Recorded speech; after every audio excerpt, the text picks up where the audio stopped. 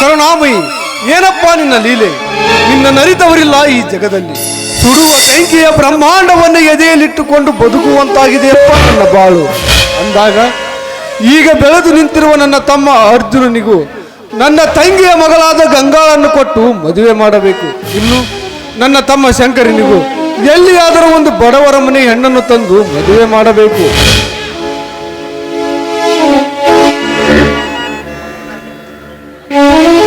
ಮಾವ, ಯಾರದೋ ಮದುವೆ ವಿಚಾರ ಮಾಡಿದಂತೆ ಕಾಣ್ತಾ ಇದೆಯಲ್ಲ, ಯಾರು? ಇನ್ಯಾರದಮ್ಮ? ನಿಮ್ಮ ಮದುವೆ ವಿಚಾರನೆ. ನನ್ನ ಮನೆಯ ನಂದಾದೀಪ ಬೆಳಗಲು ಬರುವ ನಿನ್ನ ಮಾವ. ಏನ್ ಹೇಳ್ತಾ ಇದ್ದೀರಾ ಮಾವ?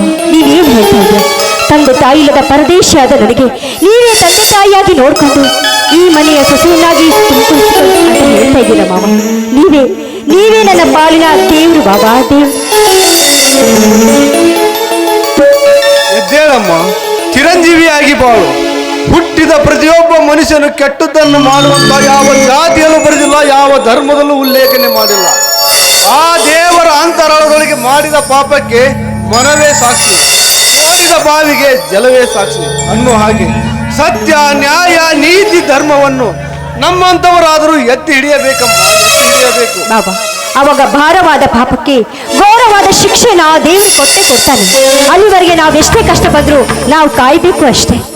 ನಿಜನಮ್ಮ ನಿನ್ನ ಮಾತು.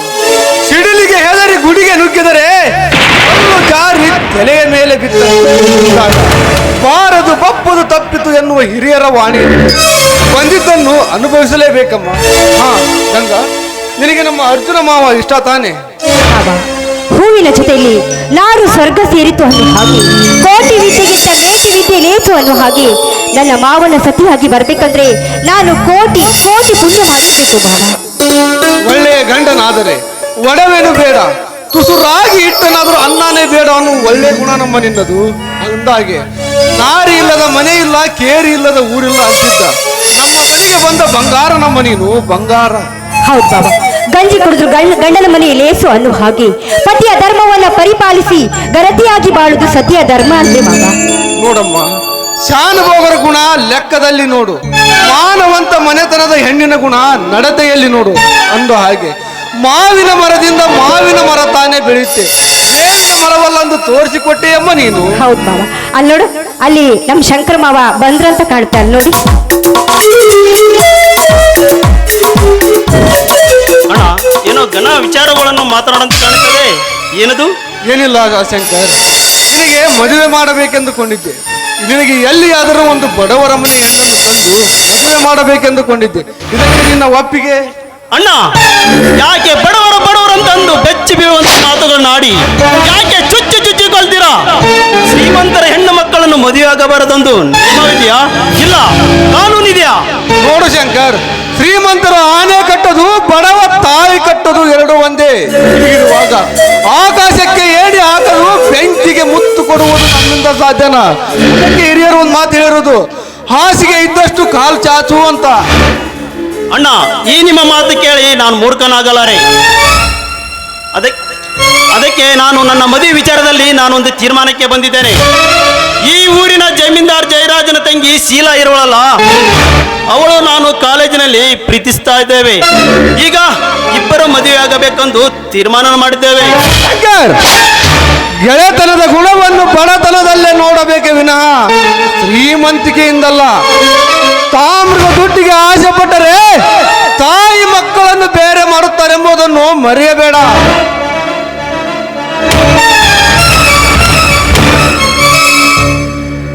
ಅಣ್ಣ, ಏನಾಗಿದೆ ಈ ಮನೆಯಲ್ಲಿ? ಯಾಕೆ ಈ ರೋಷಾವೇಶದ ಮಾತುಗಳು? ಗಂಗಾ, ನೀನಾದ್ರೂ ಹೇಳು, ಏನಾಗಿದೆ ಅಂತ. ಮಾವ, ಅದು ಮಾವ. ಏನಿಲ್ಲ ಅರ್ಜುನ, ನಿಮ್ಮಿಬ್ಬರಿಗೂ ಮದುವೆ ಮಾಡಬೇಕೆಂದುಕೊಂಡಿದ್ದೆ. ನಿನಗೆ ನನ್ನ ತಂಗಿ ಮಗಳಾದ ಗಂಗಾಳನ್ನು ಕೊಟ್ಟು ಮದುವೆ ಮಾಡಬೇಕೆಂದುಕೊಂಡಿದ್ದೆ. ಇದಕ್ಕೆ ನಿನ್ನ ಒಪ್ಪಿಗೆ ತಿಳಿಸು. ಅಣ್ಣ, ತಾಯಿ ಇಲ್ಲದ ತಬ್ಬಲಿಗಳನ್ನ ಸಾಕಿ ಸಲುಹಿದು ನಿನ್ನ ಮುಂದೆ ಒಪ್ಪಿಗೆ ಕೊಡುವಷ್ಟು ದೊಡ್ಡವನಲ್ಲಣ್ಣ ಈ ನಿನ್ನ ತಮ್ಮ. ಅಣ್ಣ, ಅತ್ಯವ್ವ ಕೊಟ್ಟ ಅಮೃತಕ್ಕಿಂತ ಹೆತ್ತವ್ವ ಕೊಟ್ಟ ಅಂಬುಲಿನ ಲೇಸು ಅನ್ನುವನಣ್ಣ ಈ ನಿನ್ನ ತಮ್ಮ. ನೋಡಣ್ಣ, ಈ ಸಮಾಜದಲ್ಲಿ ನೀ ಯಾರನ್ನಾದರೂ ತೋರಿಸಿ ಅವಳ ಕೊನೆಗೆ ತಾಳಿ ಕಟ್ಟು ಎಂದರೆ ಸಾಕಣ್ಣ. ಕಣ್ಣು ಮುಚ್ಚಿಕೊಂಡು ತಾಳಿ ಕಟ್ಟೇನಣ್ಣ, ಇದರಲ್ಲಿ ಸಂದೇಹವೇ ಬೇಡ. ಸಾರ್ಥಕವಾಯ್ತಪ್ಪ, ಸಾರ್ಥಕವಾಯಿತು. ನಿನ್ನಂತ ತಮ್ಮನನ್ನು ಪಡೆದ ನನ್ನ ಜನ್ಮ ಸಾರ್ಥಕವಾಯಿತು. ತುಂಬಿದ ಕೊಡ ತುಳುಕುವುದಿಲ್ಲ ಅಂತ ತೋರಿಸಿಕೊಟ್ಟಿಯಪ್ಪ ಈ ಸಮಾಜದಲ್ಲಿರುವ ನನ್ನಂತ ಹಿರಿಯ ಅಣ್ಣಂದಿರಿಗೆ. ನೋಡು ನೋಡು, ನಿನ್ನ ಅಣ್ಣನಾದ್ರೂ ನೋಡಿ ಬುದ್ಧಿ ಕಲಿತುಕೋ. ಹೋಗ್ಲಿ ಹೋಗ್ಲಿ ಬಿಡು ಶಂಕರ್ ಮಾವ, ನಿಮ್ಗೆ ಎದುರು ಮಾತಾಡ್ಬೇಕಂತ ಮಾತಾಡ್ಲಿಲ್ಲ. ಅದೇನೋ ಹೇಳ್ತಾರಲ್ಲ, ಅರಸನ ಮಗಳಾದ್ರೂ ಪುರುಷನಿಗೆ ತಕ್ಕ ಸತಿ ಆಗ್ಬೇಕಂತ. ಅಂದ ಹಾಗೆ ನಮ್ಮ ಶಂಕರ್ ಮಾವ ಇಷ್ಟಪಟ್ಟದ್ರಲ್ಲಿ ತಪ್ಪೇನಿದೆ ಹೇಳಿ? ನೋಡಮ್ಮ ಗಂಗಾ, ಬಡವನ ಅತಿ ಆಸೆ ಗತಿಗೆಡಿಸುತ್ತಂತೆ. ಅಷ್ಟೇ ಯಾಕಮ್ಮ, ಮನೆಗೆ ಬರುವ ಹೆಣ್ಣಿನ ಗುಣ ಪುರುಷನ ಪುಣ್ಯ ನಾರಿ ಭಾಗದಲ್ಲಿರುತ್ತಂತೆ. ಅಷ್ಟೇ ಯಾಕಮ್ಮ, ಮನೆಗೆ ಬರುವ ಹೆಣ್ಣು ನಾರಿ ಆಗಬೇಕೇ ವಿನಃ ಮಾರಿ ಆಗಬಾರದಮ್ಮ, ಮಾರಿ ಆಗಬಾರದು. ಹೋಗ್ಲಿ ಬಿಡೋಣ, ಹೋಗ್ಲಿ. ಎಷ್ಟೇ ಆದ್ರೂ ಶಂಕರ್ ನಿಬ್ಬರ ಮುದ್ದಿನ ತಮ್ಮ. ಅಣ್ಣ, ಅವನು ಎಂತ ಹುಡುಗಿಯನ್ನ ಪ್ರೀತಿಸಿದ್ದರೂ ಸರಿ, ಅವಳನ್ನೇ ತಂದು ಮದುವೆ ಮಾಡೋಣ. ಅಣ್ಣ, ಈಗಿನ ಕಾಲದಲ್ಲಿ ಪ್ರೀತಿ ಪ್ರೇಮ ಎಂಬುದು ಪ್ಯಾಷನ್ ಆಗಿಬಿಟ್ಟಿದೆ. ಹಾ ನೋಡ್ ಶಂಕರ, ಬಾರ ಇಲ್ಲಿ. ಅಣ್ಣ ಹೊಡೆದಿದ್ದಕ್ಕೆ ನೀನೇನು ಬೇಜಾರು ಮಾಡ್ಕೋಬೇಡಪ್ಪ. ಹೇಳು, ನೀನು ಪ್ರೀತಿಸುತ್ತಿರುವ ಆ ಹುಡುಗಿ ಯಾರು ಅಂತ ಹೇಳು, ಹೇಳು. ನಿನ್ನ ಕೇಳುತ್ತಿದ್ದಾನೆ ತಾನೇ, ಹೇಳು. ಅಣ್ಣ, ಅದು ಅದು ಅವನು ಹೇಗೆ ಹೇಳುತ್ತಾನೋ, ಅವನು ಪ್ರೀತಿಸುತ್ತಿರುವ ಹುಡುಗಿ ನಮ್ಮೂರಿನ ಜಯರಾಜ್ ಜಮೀನ್ದಾರ್ ಸಾಹುಕಾರ ತಂಗಿ ಶೀಲಾಳಂತೆ. ಶಂಕರ, ಈ ನಿನ್ನ ಪ್ರೀತಿ ಸಿರಿ ಸಂಪತ್ತಿನ ಭೋಗಕ್ಕೋ ಇಲ್ಲ ಬಡತನದಲ್ಲಿದ್ದೇನೆ ಎಂಬ ಭ್ರಮೆಗೋ? ಶಂಕರ್, ಅವರ ಕೆಟ್ಟ ವಿಷ ಸರ್ಪದ ಜೊತೆಗೆ ಸಂಬಂಧ ಬೆಳೆಸುತ್ತೇನೆ ಅಂದ್ರೆ ಅದು ಈ ಜನ್ಮದಲ್ಲಿ ಸಾಧ್ಯವಿಲ್ಲ. ಹೇ ಶಂಕರ, ಬೇಕಾದ್ರೆ ನನ್ನ ಪ್ರಾಣವನ್ನಾದ್ರೂ ಕೇಳು, ಕೊಡುತ್ತೇನೆ. ಇಲ್ಲ ನಿನಗೆ ಶ್ರೀಮಂತರ ಮನೆ ಹೆಣ್ಣೆ ಬೇಕೆಂದ್ರೆ ಬೇರೆ ಯಾರಿದ್ರು ಹೇಳು, ನನ್ನ ಸರ್ವ ಆಸ್ತಿಯನ್ನಾದ್ರೂ ಮಾರಿ ಈ ಡೊಂಬರು ಮತ್ತೂರ್ನ್ಯಾಗ ಯಾರು ಮಾಡಿದ ರೀತಿಯಲ್ಲಿ ನಿನ್ನ ಮದುವೆ ನಾನು ಮಾಡ್ತೇನೆ. ಶಂಕರ್, ಜೀವನ ಎಂಬುದು ಹುಡುಗಾಟಲ್ಲಪ್ಪ. ನೋಡು, ಅಕ್ಕರೆ ಇಲ್ಲದ ಸಂಬಂಧಕ್ಕಿಂತ ಅಕ್ಕರೆ ಇರುವ ತಿಪ್ಪಿನ ಲೇಸು. ಶಂಕರ್, ಜೀವನ ಎಂಬುದು ಹುಡುಗಾಟ ಅಂತ ನೀ ತಿಳ್ಕೋಬೇಡ. ನೋಡು, ನೀನೇನಾದ್ರೂ ಆ ಹುಡುಗಾಟದ ಹುಡುಗಿನ ಮದುವೆ ಆಗಿದ್ಯಾದಲೇ ಒಂದು ದಿನ ನಿನ್ನ ನಡು ನೀರಿನಲ್ಲಿ ಕೈ ಬಿಟ್ಟು ಹೋದಾಳ ಮಂಕೆ. ನೋಡು ಶಂಕರ್, ಶ್ರೀಮಂತರ ಸಹವಾಸ ಕಾಡಿನಲ್ಲಿ ಕರೆದುಕೊಂಡು ಹೋಗಿ ಕಾಡಿನಲ್ಲಿ ಬಿಟ್ಟು ಬಂದ ತಾಯಿತು ನಿನ್ನ ಬಾಳು. ಅಷ್ಟೇ ಯಾಕೆ, ಆ ಜಯರಾಜ ಕಂಡವರ ಮಕ್ಕಳನ್ನು ಬಾವಿಗೆ ನೋಡಿ ನೆಲೆ ನೋಡೋ ಜನ ಅವರು ಬೇಡ, ಅವರ ಸಹವಾಸನು ಬೇಡಪ್ಪ. ಏಕೆಂದರೆ ಅವರು ಮೊದಲೇ ಕ್ರೂರ ಜನ.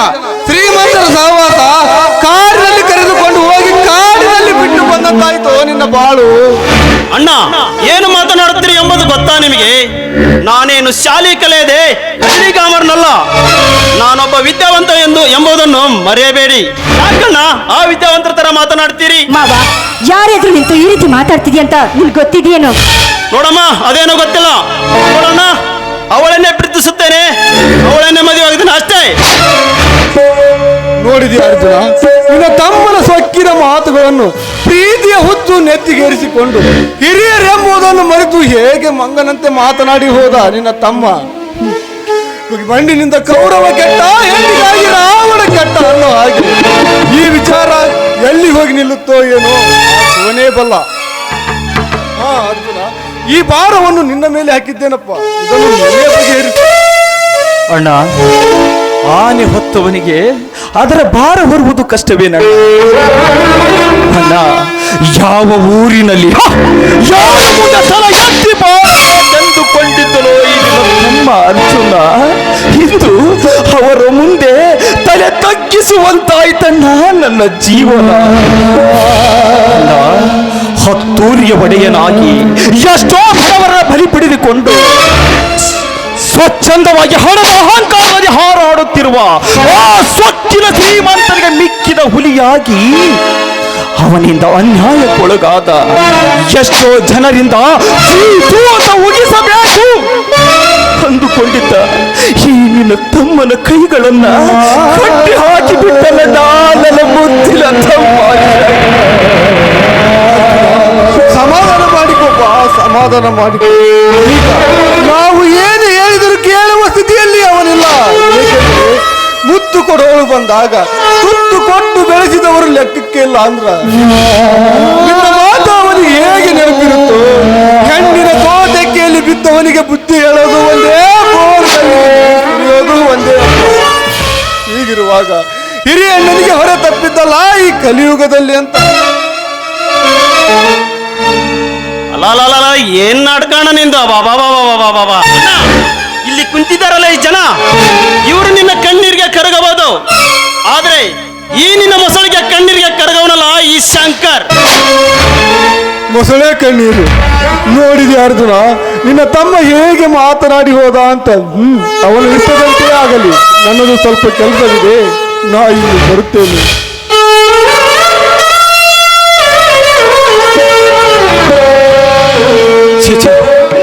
ಎಂತ ಒಡ ಹುಟ್ಟಿದವರು ನಾವು. ಅಣ್ಣನಮ್ಮ ಒಂದೇ ಕರುಳು ಬಳ್ಳಿಯಿಂದ ಬಂದರು ಸಹಿತ ಅಣ್ಣನ ಮಾತಿಗೆ ಬೆಲೆ ಕೊಡದೆ ಹೋದನಲ್ಲ ನನ್ನ ಮುದ್ದಿನ ತಮ್ಮ ಶಂಕರ. ಮಾವ, ಅದಕ್ಕೆ ಯಾಕೆ ಅಷ್ಟೊಂದು ನೀ ಚಿಂತೆ ಮಾಡ್ತೀಯ ಹೇಳು? ಈಗಾಗಲೇ ಅವನು ಪ್ರೀತಿಯ ಬಲೆಯಲ್ಲಿ ಬಿದ್ದು ಬಿಟ್ಟಿದ್ದಾನೆ. ಮಿಂಚಿ ಹೋದ ಕಾಲಕ್ಕೆ ಚಿಂತಿಸಿ ಬಲವೇನು ಹೇಳಿ? ಅವನು ಆಡಿಕೊಟ್ಟು ಮದುವೆ ಮಾಡಿದ್ರೆ ಆಯ್ತು ಅಷ್ಟೇ. ನಿನಗಿರುವಷ್ಟು ಬುದ್ಧಿ ಆ ನನ್ನ ತಮ್ಮ ಶಂಕರ್ನಿಗಿಲ್ಲದಾಯ್ತಲ್ಲ ಅಂತ. ಅದಿರ್ಲಿ ಬಿಡು. ಮದುವೆ ವಿಚಾರದಲ್ಲಿ ಅಣ್ಣನ ಮಾತಿಗೆ ನಿನ್ನ ಒಪ್ಪಿಗೆ ನಪ್ಪಿ ಕತ್ತನ ನಿಮ್ಗೆ ಒಪ್ಪಿಸಿ ಸತಿಯಾದಾಗಲೇ ಯಾವ ತೃಪ್ತಿ. ಎದ್ದೇಳು ಗಂಗ, ಎದ್ದೇಳು. ನಿನ್ನಂತ ಗುಣವಂತಿ ನನಗೆ ಸತಿಯಾಗಿ ಬರುವುದಂದ್ರೆ ಸತ್ತು ಸ್ವರ್ಗದಲ್ಲಿರುವ ನನ್ನ ತಂದೆ ಮಾಡಿದ ಪುಣ್ಯದ ಫಲವೋ ಏನೋ ನಾ ಕಾಣೆ. ಎಂದು ನೀ ನನ್ನ ಹೆಂಡತಿಯಾಗಿ ಬರ್ತಾ ಇದೆಯಲ್ಲ, ಅದೇ ನನಗೆ ತುಂಬಾ ಸಂತೋಷ. ಅಷ್ಟೇ ಅಲ್ಲ, ಈ ನನ್ನೂರಿನ ಜನರು ಹಾಗೂ ನನ್ನ ಸುತ್ತಮುತ್ತಲಿನ ಜನರು, ನನ್ನ ಕಲಾವಿದರು, ನನ್ನ ಹಿರಿಯ ಕಲಾವಿದರು, ನನ್ನ ಗುರುಗಳು ಎಲ್ಲರ ಹಾರೈಕೆ ಇರುವವರೆಗೂ ನಾನು ಯಾವತ್ತಿದ್ರೂ ಈ ನಿನ್ನ ಕೈಯನ್ನು ಹಿಡಿದು ಸಂಸಾರ ಎಂಬ ಸಾಗರದಲ್ಲಿ ನಾ ತೇಲಿಸ್ತಾನೆ.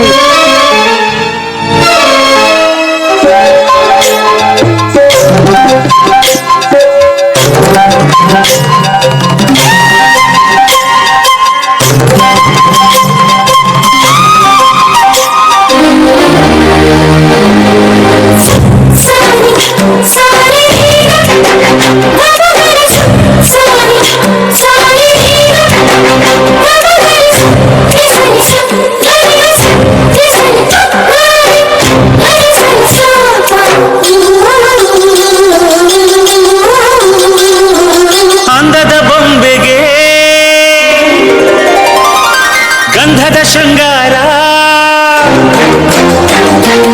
ಅಂದದ ಬೊಂಬೆಗೆ ಗಂಧದ ಶೃಂಗಾರ, ಚಂದದ ಬೊಂಬೆಗೆ ಹೂವಿನ ವಯ್ಯಾರ, ಬಂಗಾರಕ್ಕೆ ಬಂಗಾರದ ಒಡವೆ ಯಾಕೆ ಹೇಳಿ ತಂದ,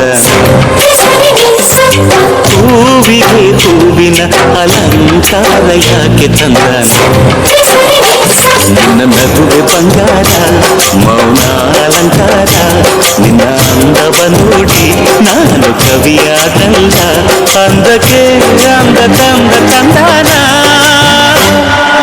ಅಂದದ ಬೊಂಬೆಗೆ ಗಂಧದ ಶೃಂಗಾರ, ಚಂದದ ಬೊಂಬೆಗೆ ಹೂವಿನ ವಯ್ಯಾರ.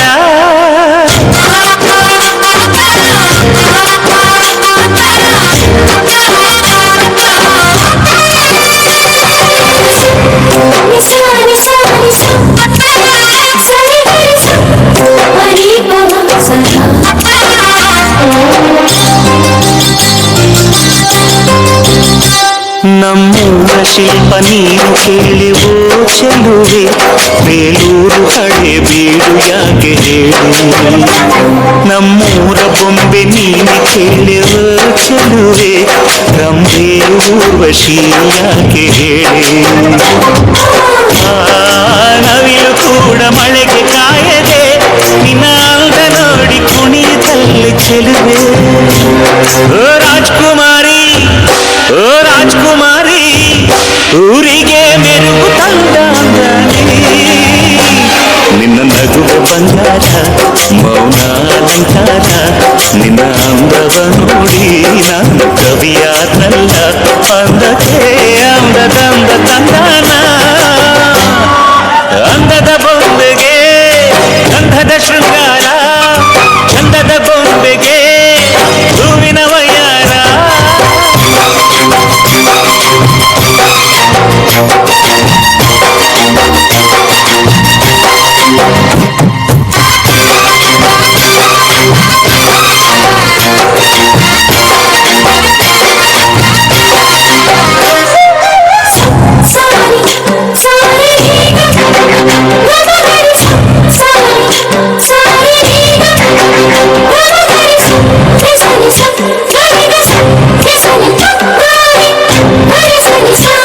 ದಡಕ್ಕೆ ಬಂದ ಅಲೆಗಳು ಹಿಂದೆ ಹೋಗದೆ ಮೈ ಮರೆತಿವೆ ಯಾಕೆ ಕೇಳಿ ಚೆಲುವೆ ಆಕಾಶದಲ್ಲಿ ನಮ್ಮ ಸೂರ್ಯ ಮುಳುಗದೆ ಮೈ ಮರೆತನು ಯಾಕೆ ಕೇಳಿ ಚೆಲುವೆ ನಿನ್ನ ಅಂದ ಚಂದಾನೆ ಅದಕ್ಕೆ ಕಾರಣ ಚೆಲುವೆ ಓ ರಾಜ್ಕುಮಾರಿ ಓ ರಾಜ್ಕುಮಾರಿ ಊರಿಗೆ ಮೆರುಗು ತಂದಾನೆ ನಿನ್ನ ನಗುವೆ ಬಂಗಾರ ಮೌನ ಅಲಂಕಾರ ನಿನ್ನ ಅಂದವ ನೋಡಿ ನಾನು ಕವಿಯಾದಲ್ಲ ಅಂದಕ್ಕೆ ಅಂದ ತಂದ ತಂದಾನ ಅಂದದ ಬೊಂಬೆಗೆ ಗಂಧದ ಶೃಂಗಾರ ಚಂದದ ಬೊಂಬೆಗೆ ಹೂವಿನ ವಯ್ಯಾರ ಬಂಗಾರಕ್ಕೆ ಬಂಗಾರದ ಒಡವೆ ಯಾಕೆ ಹೇಳಿ ತಂದ ಹೂವಿಗೆ ಹೂವಿನ ಅಲಂಕಾರ ಯಾಕೆ ತಂದ ನಿನ್ನ ನಗುವ ಬಂಗಾರ ಮೌನ ಅಲಂಕಾರ ನಿನ್ನ ಅಂದವ ನೋಡಿ ನಾನು ಕವಿಯಾನಲ್ಲ ಅಂದಕ್ಕೆ ಅಂದದಂದ ತಂದಾನ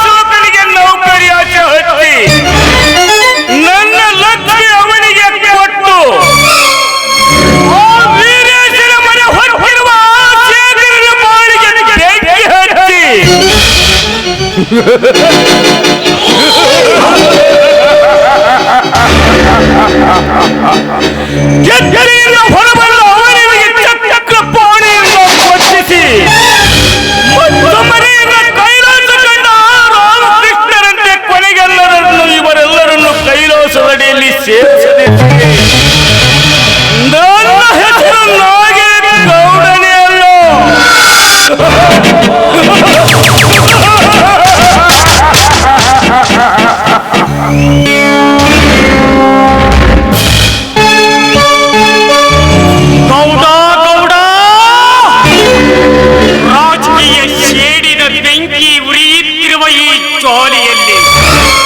ನನ್ನ ತಂದೆ ಅಣ್ಣಂದರ ಪ್ರಕರಣದ ವಿಷಯ ತಿಳಿದುಕೊಂಡು ನನ್ನ ಸಾಕಿದ ವೀರೇಶನಿದ್ದಾರೆ ಅವರ ಹಿಂದಿನ ಕೊನೆಯ ಹಿನ್ನೆಲೆಯ ಸಾಗರದಲ್ಲಿ ಬಿಸಿ ಇತಿಹಾಸದ ಪುಟಗಳನ್ನ ಕಲಿಕಿಸಿ ಕೆರೆಯ ಮರೆಯಲ್ಲಿ ಕುಳಿತು ನನ್ನೊಂದಿಗೆ ಬಣ್ಣ ಹಚ್ಚಿ ಮಾತನಾಡಿ ತಮ್ಮ ಸುತ್ತಾಸೆ ತೀರಿಸಿಕೊಳ್ಳುವ ಕಂಡು ಯಾವನೇ ಆಗಿರಲಿ ಅವನು ನನಗೆ ಗೊತ್ತಾದರೆ